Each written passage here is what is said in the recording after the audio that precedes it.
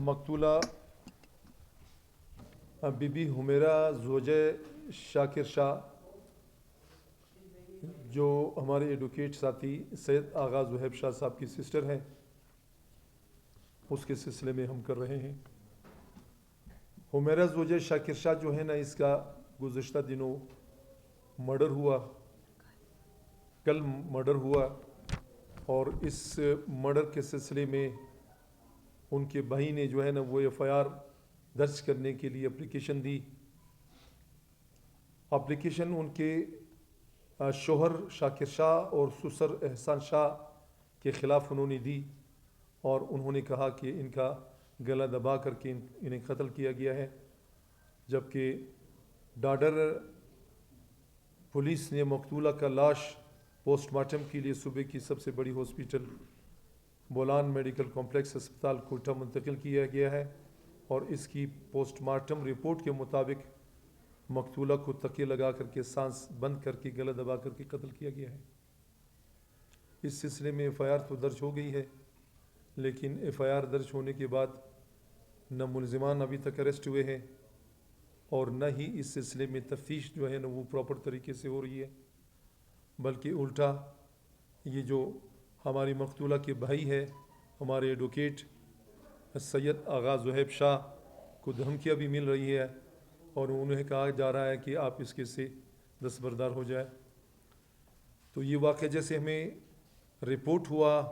हमने इस सिलसिले में ज़रूरी समझा कि चूँकि आगा ज़ुहैब शाह साहब जो है ना वो हमारे एडवोकेट हैं, और हम अपने एडवोकेट को चाहे उसका ताल्लुक़ किसी भी घराने से हो, किसी भी क्या कहते हैं उसका कोई भी ज़ुबान हो, हम उस एडवोकेट के लिए स्टैंड उठाने के लिए तैयार हैं, और हम अपने साथियों को हर लिहाज से हर जगह पर जो है ना वो डिफेंड करने का इरादा रख रहे हैं, और अज़म के साथ आए हैं कि हम अपने वकला साथियों को तन्हा नहीं छोड़ेंगे। आगा ज़ुहैब साहब के साथ जो वाक़या हुआ है उसकी हम शदीद अल्फाज में मज़म्मत करते हैं, और साथ ही साथ वहाँ की जो DIG हैं, DIG नसीराबाद साहब और SSP कच्ची,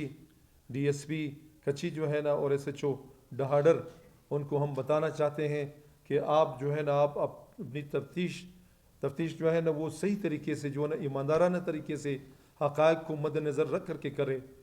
और इसमें कोई कोताही जो है ना वो न छोड़े। बसूरत दीगर अगर आगा ज़ुहैब शाह साहब इस सिलसिले में मुतमईन नहीं होते हैं तो इनके लिए कोयटा बार एसोसिएशन और हमारे दीगर साथी जो है ना वो साथ देने के लिए तैयार है, और हम वो कुछ करेंगे जो कुछ हमें आगा ज़ुहैब शाह साहब कहेंगे।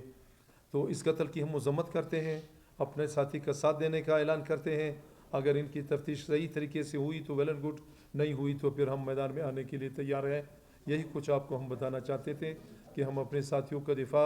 अपने साथियों को सख्त हालत में जो है ना साथ देने का अज़म रखते हैं, और इंशाल्लाह मुझे उम्मीद है कि ये जो DIG कच्ची नसीराबाद है, SSP कच्ची